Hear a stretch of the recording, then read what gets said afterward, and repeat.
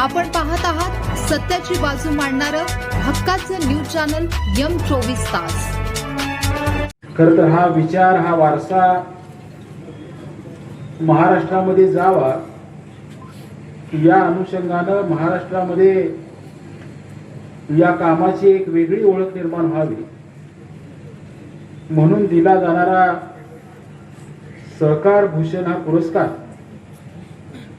या समूहाचा, आपल्या सगळ्यांचा कुटुंब प्रमुख म्हणून खरं तर माझ्यासारख्या कार्यकर्त्याला त्या ठिकाणी दिला गेला आणि ह्या सन्मानाचा आनंद आपण सगळ्यांनी एकत्र येऊन संपन्न करावा। हा सन्मान आपल्याला का दिला गेला, या सन्मानातनं आपलं कौतुक जेवढं झालं तेवढी आपली जबाबदारी अजून मोठी झाली का, याचाही वारणा परिवारातले आपण सगळे कुटुंबीय म्हणून कुठंतरी एका व्यासपीठावर विचार करावा। या आनंदाच्या अनुषंगानं एकत्र प्रीतिभोजन करावं आणि या वारणा समूहामध्ये योगदान देणाऱ्या ह्या तांदूळवाडी गावामध्ये सगळ्यांनी एकत्र येऊन हा कार्यक्रम संपन्न करावा, यासाठी आयोजित केला गेलेला खरं तर हा एक सुंदर असा सोहळा।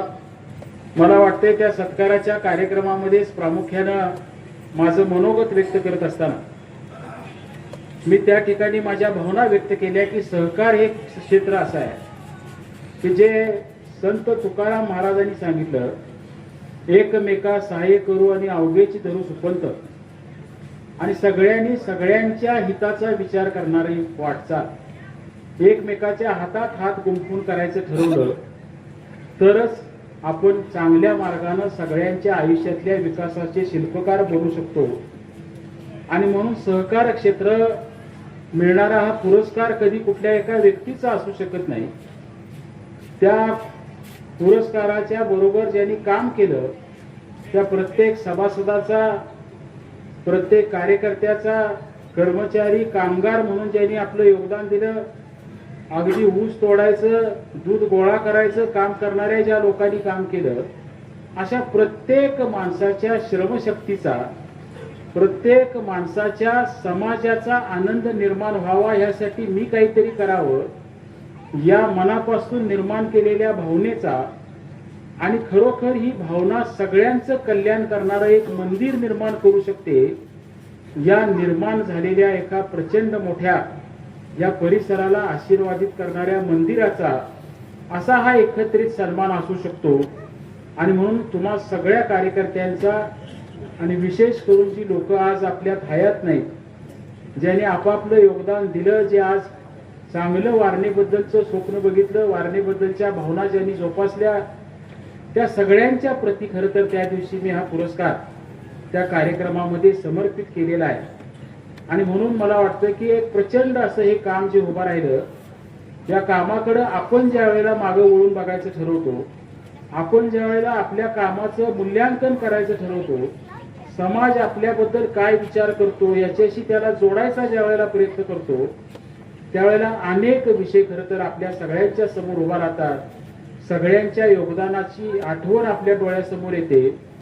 मला आजही आठवते की अनेक लोक जुन्या काळातली खरं तर चालत त्यांनी कधी जनरल मीटिंग कधी चुकवली नाही, वारणेचं बॉयलर प्रतिपादनचा कार्यक्रम कधी चुकवला नाही, वारणेची कधी मोळी टाकायचा कार्यक्रम कधी चुकवला नाही, आणि वारणा ही माझी आहे ही भूमिका आपल्या कुटुंबामध्ये जपण्याचा ज्यांनी प्रयत्न केला, मधला अडचणीचा वारणेचा काळ सुद्धा ज्या वेळेला आपण सगळ्यांनी अनुभवला, त्यावेळेला सुद्धा या सुद्धा अडचणीमध्ये आम्ही मात करणार आणि अडचणीच्या वेळेला सुद्धा आम्ही आमचं म्हणून या समूहाच्या पाठीमागे उभा राहणार। म्हणजे अशी अनेक कुटुंब, अनेक नावं खरं तर असा ज्या वेळेला वारणेच्या यशाचा आलेख ज्या वेळेला आपण विचारात घ्यायचा प्रयत्न करतो त्यावेळेला आपल्या डोळ्यासमोर येतात।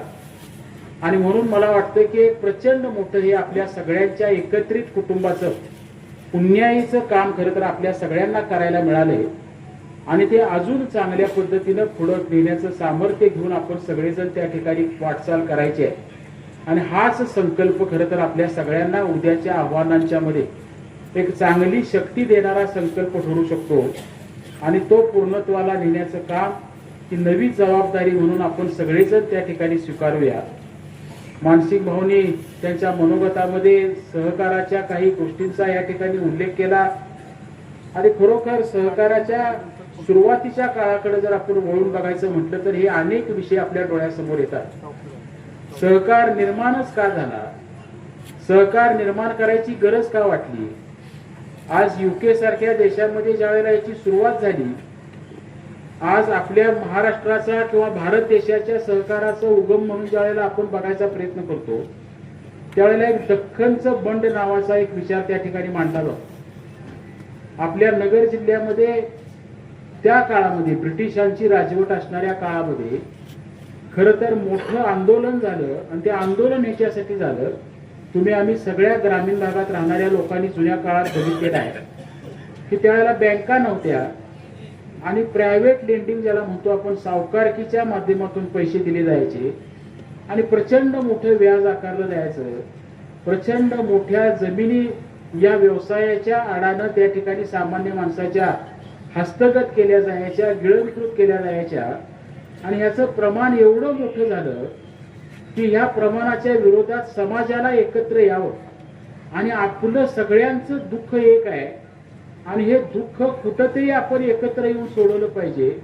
त्यासाठी एक प्रचंड मोठं बंड त्या नगर जिल्ह्यामध्ये त्या काळामध्ये झालं आणि मग सहकार हा याच्यावर उत्तर असू शकतं का. आज युके मध्ये सुद्धा सहकाराची स्थापना होत असताना याच वेगळ्या अर्थानं झालेल्या गोष्टींचा आधार म्हणून त्या ठिकाणी झाली आणि म्हणून समाजाच्या ज्यावेळेला असंतोष निर्माण होतो, समाजाच्या मध्ये मोठ्या प्रमाणात दुःख ज्यावेळेला निर्माण होतात त्यावेळेला समाजानं एकत्र येऊन ते सोडवण्यासाठी स्वतःची एक व्यवस्था निर्माण केली पाहिजे. या गरजेतनं खरं तर सहकार निर्माण झाला आणि तो खरं तर आपण आपल्या परिसरात या परिवर्तनाच्या दिशेनं प्रत्यक्ष राबवू शकलो याचे खरं तर तुम्ही सगळेजण साक्षीदार. आम्हाला वाटते सर्वांगीण विकास प्रत्येक माणसाच्या सगळ्या गरजांच्या पर्यंत पोहोचण्याचं काम आपल्याला ह्या व्यासपीठावर करता येईल का, हा दृष्टिकोन वारणेत स्वीकारल्याचं चित्र आपण सगळ्यांनी बघितलं. वारणा नदीवर धरण नव्हतं आणि धरण नाही म्हणून पाण्याची वाट किती बघायची, म्हणून कारखान्याच्या वतीनं कोल्हापूर पद्धतीची हे धरणं बांधावी आणि थोडं तरी 2-3 महिन्यापुरता ऊस जगवायचं, पाणी त्यामध्ये साठवावं, हा त्या काळात केलेला प्रयत्न आपण अनुभवला. ऊस विकासाच्या क्षेत्रामध्ये कारखान्यांनी पुढाकार घेऊन तंत्रज्ञान लोकांच्या पर्यंत पोहोचवलं पाहिजे यासाठी जाणीवपूर्वक केलेल्या प्रयत्नातून खरं तर या तांदूळवाडी सारख्या गावाचा ज्या वेळेला आपण विचार करतो की आज वारणा परिवारातलं मानसिंग भाऊ किंवा मला वाटतं या कोल्हापूर सांगली जिल्ह्यात सुद्धा सगळ्यात जास्त सरासरी ऊसाचं उत्पादन काढणारं गाव कुठलं असेल तर ते तांदूळवाडी हा सन्मान. आज आपण इथपर्यंत पोहोचलो कसो. 740 सारखा ऊस आपण लावत होतो त्यावेळेला आपण किती ॲव्हरेज काढत होतो. 8 ऊस लावणं ही संकल्पना आपल्या आयुष्यात कधी आली आणि या 8 मध्ये बघता बघता तुम्ही 152 टनापर्यंत कधी जाऊन पोहोचला. आज माझ्यासारखा कार्यकर्ता शववाडी सारख्या तालुक्यात सुद्धा फार लांब नाही, 50, 60, 70 किलोमीटरवर असणारा तालुका, ज्या वेळेला माझा तांदूळवाडीतला शेतकरी 152 टन ऊस काढतोय म्हणून सांगतो त्यावेळेला त्यांना ही गोष्ट पटत नाही. महाराष्ट्राच्या बाहेर ज्या वेळेला आपण ही गोष्ट सांगतो त्यावेळेला त्यांना ही गोष्ट पटत नाही आणि हे परिवर्तन आपण आणू शकलो हा आनंद खरं तर आपण बघितला. आज MBBS हे अतिशय शिक्षण क्षेत्रातलं एक सगळ्यात मोठं आरोग्य सेवेचं दालन म्हणून त्या ठिकाणी बघितलं जातं. आज तांदूळवाडीतली 4 मुलं खरं तर MBBSच्या शिक्षणापर्यंत त्या ठिकाणी जाऊन पोहोचली. आज त्यांचा सन्मान आपण ह्या व्यासपीठावर केला. मला वाटते अनेक तांदूळवाडीतल्या आपल्या सहकार्यांच्या या परिसराच्या मुलांच्या लग्नांच्यासाठी मी बऱ्याच वेळेला ऐकतो आणि अनेक वेळा त्या लग्नामध्ये चर्चा करत असताना आमचा मुलगा पुण्याला आहे, आमची सून पुण्याला नोकरीला आहे आणि मला वाटते तांदूळवाडीतली ही संख्या किती आहे असं जर आपण म्हणायचं म्हटलं तर मला वाटतंय प्रतापांना 100च्या वर मुलं आज पुण्या आणि मुंबईमध्ये तर एका वेगळ्या क्षेत्रातलं आपलं परिवर्तन निर्माण करत असतानाचं हे चित्र आपण अनुभवतोय. म्हणजे शिक्षण काय माहित नव्हतं त्यातनं आज अभियंते निर्माण झाल्याचं एक चित्र. हे प्रत्येक क्षेत्रातल्या ह्या परिवर्तनाला आपल्या ह्या सगळ्यांनी मिळून एकत्र वाटचाल केलेल्या या सगळ्या गोष्टींनी किती मोठं योगदान दिलं ज्याचा विचार आपण कधी करत नाही. आणि म्हणून मला मानसिंग भाऊ काही वेळेला वाटते की आज आपण समृद्धी एवढी आणली की आज समाजाचा विचार करण्याची प्रवृत्ती थोडी कमी झाली का काय, प्रत्येक जण कुटुंब वत्सल झालाय का काय, समाज, गाव, परिसर, देश हे माझं कुटुंब आणि त्याच्या प्रति माझ्या काही असणाऱ्या जबाबदाऱ्या या विचारांच्या थोडा बाहेर पडलाय का काय, हा सुद्धा प्रश्न हे सहकार उद्याच्या काळात टिकणार का टिकणार नाही. सहकारासमोर कॉर्पोरेटचं आव्हान खरं तर आव असून उभं असताना सहकार त्याच्याशी स्पर्धा कशी करणार या प्रश्नांच्याकडे बघत असताना कुठंतरी आज आपण चांगले समूह म्हणून महाराष्ट्रात ओळखल्या गेलेल्या सगळ्या ह्या क्षेत्रातल्या कार्यकर्ते हे आव्हान खरं तर चांगल्या पद्धतीनं खरं तर झेलायचं असेल तर या सगळ्या परिवर्तनाच्या इतिहासामध्ये स्वतःच्या प्रतिबिंबाचा विचार करून वाटचाल करायची एक संस्कृती तुम्हाला आणि मला जपावी लागेल. आणि ही जबाबदारी तुमच्या आमच्या माध्यमातून पुढे आपल्याला नेता यावी ही अपेक्षा मला आपल्या सगळ्यांच्याकडनं या ठिकाणी व्यक्त करायची आहे. मला सांगितलं पाहिजे की अनेक नवे प्रयोग आपण केले की ज्याचा आदर्श महाराष्ट्रामध्ये घेतला. आज सहकारी ग्राहक भांडार भाऊ महाराष्ट्रात सगळे चांगले बाजार बंद झाले. मी परवा मुंबईमध्ये आमची चर्चा झाली, सहकार बाजार मुंबईचा गेला, आपणा बाजार मुंबईचा त्या ठिकाणी बंद झाला. त्या क्षेत्रात सुद्धा आपण काही मंडळींनी ही संस्कृती हे या ठिकाणी टिकवण्यात यशस्वी झालो. आणि जे नवे प्रयोग मी म्हटलो आपण लोकांच्यासाठी करत गेलो. तात्यासाहेबांनी त्या काळामध्ये बघ्यास वाया जातोय म्हणून कागद तयार करता येईल का ही संकल्पना मांडली. मला वाटते बायो सीएनजी जे आज सगळ्या देशानं उचलून धरलं. कालच केंद्र सरकारनं निर्णय घेतला की बायो सीएनजी करणाऱ्या प्रत्येक कारखान्याला 2 कोटी रुपये प्रति टनापर्यंत सबसिडी देणार. आणि पेट्रोलियम कंपन्यांनी जसं इथेनॉल 60 रुपये 70 रुपयाने खरेदी करायचा निर्णय घेतला तसं 98% प्युरिटीचा बायो सीएनजी हा 100 रुपयाने खरेदी करायचा केंद्र सरकारनं निर्णय घेतला. पण भीमराव अण्णा हा प्रयोग वारणेनं केला 2008 साली. केंद्र सरकारने आज स्वीकारला आणि केंद्र सरकारला हे पटवून दिलं की हा बायो सीएनजी हा गाडीत वापरता येतो, त्याची ट्रायल घ्या, त्याला ऑटोमॅटिक फ्युएल म्हणून मदत करा. आणि ह्या सगळ्या प्रयोग करत असताना नव्या काही संकल्पना मांडत असताना काही अडथळे सुद्धा या नव्या माणसांच्या समोर येतात, तसे आमच्याही वाटणीला आले असतील.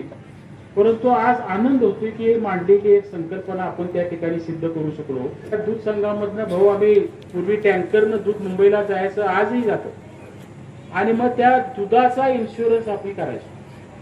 आणि एक गोष्ट लक्षात आली की बाबा दुधाच्या इन्शुरन्ससाठी आपण एवढा पैसा खर्च करतो, म्हणजे त्यावेळेला वर्षाला मला वाटते 5 लाख रुपये खर्च व्हायचे. आणि किती दूध वाया गेलं आणि किती क्लेम मिळाला असं ज्या वेळेला आम्ही बघायचो त्यावेळेला लक्षात यायचं की 50,000 60,000 रुपये सुद्धा क्लेम मिळत नाही, कारण एवढे ऍक्सिडेंटच झाले नाही. आणि मग त्यावेळेला एक संकल्पना मांडली की आपण हा इन्शुरन्स उतरण्यापेक्षा लिटरला 5-10 पैसे एक फंड काढूया आणि कधी ऍक्सिडेंट झाला तर त्या फंडातनं त्याची भरपाई करूया. ही संकल्पना सहकारातल्या इन्शुरन्सची आपण त्यावेळेला मांडली. मला ह्या व्यासपीठावर तुम्हाला सांगितलं पाहिजे की 1 लाख रुपयाची म्हैस किंवा गाय याचा इन्शुरन्स स्वतः उतरणारी एक संस्कृती किंवा एक संस्था आपण निर्माण करावी हा विचार आपण वारणेत पहिल्यांदा मांडला, म्हणजे या देशात पहिल्यांदा मांडला. आणि 1 लाख रुपयाच्या म्हशीचा इन्शुरन्स आपण 500 रुपये मध्ये त्या ठिकाणी उतरतो. आणि नॅशनलाइज कंपनी तोच इन्शुरन्स उतरायला 4,900 रुपये घेते. आणि 500 रुपये इन्शुरन्स उतरून सुद्धा भाऊ आमची ही इन्शुरन्स कंपनी तोट्यात नाही. सांगायचा उद्देश काय की आपण आपल्यासाठी चालवणारी व्यवस्था जर करायची म्हटलं तर त्यात एवढा मोठा फरक पडतो. आणि ही संकल्पना आज केंद्र सरकारला पटली.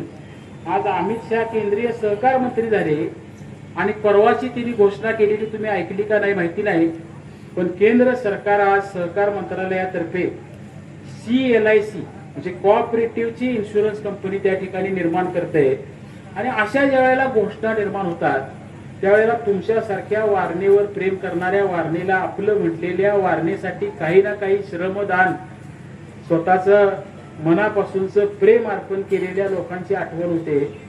की देशातल्या अनेक सहकाराच्या किंवा विकासाच्या सामान्य माणसाच्या समृद्धीच्या संकल्पनांना आधार देण्याचं काम, ह्या पायवाटा निर्माण करण्याचं काम तुम्ही आम्ही वारणा परिवारातले कार्यकर्ते करू शकलो. हे भाग्य तुमच्या आमच्या आयुष्याला आपण मिळवून देऊ शकलो. आणि म्हणून मला वाटते की उद्याच्या काळात सुद्धा सामाजिक भान आणि सामाजिक आनंद आणि यामध्ये या समाजात लहानाचे मोठे झालेलो आपण सगळे घटक म्हणून आपली जबाबदारी ही भूमिका जर आपण जपू शकलो, हे आपलं पण आपल्या उद्याच्या पिढ्यांच्या मध्ये सुद्धा टिकवू शकलो, तर कसलंही कॉर्पोरेट तुमच्या माझ्या समोर येऊ दे, या वारणेच्या सहकाराला आव्हान देऊ शकणार नाही. हा विश्वास ह्या तांदुळेश्वराच्या भूमीमध्ये खरं तर मी आपल्या सगळ्यांच्या वतीनं हे एक मोठं शिवधनुष्य आपण उचलू शकतो अशी मनापासूनची भावना ह्या आनंद सोहळ्यात आपल्या सगळ्यांच्या वतीनं या ठिकाणी व्यक्त करतो.